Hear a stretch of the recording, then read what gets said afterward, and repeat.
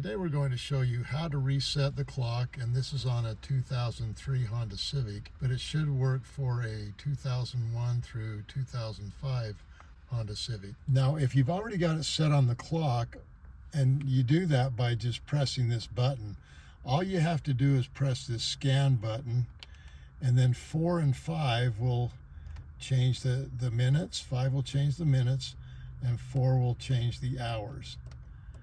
Okay, and then when you're finished, you just release it, and then you're all done.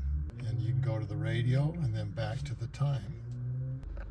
Thanks for watching Big L Repairs. Please subscribe and give us a thumbs up. Have a good day.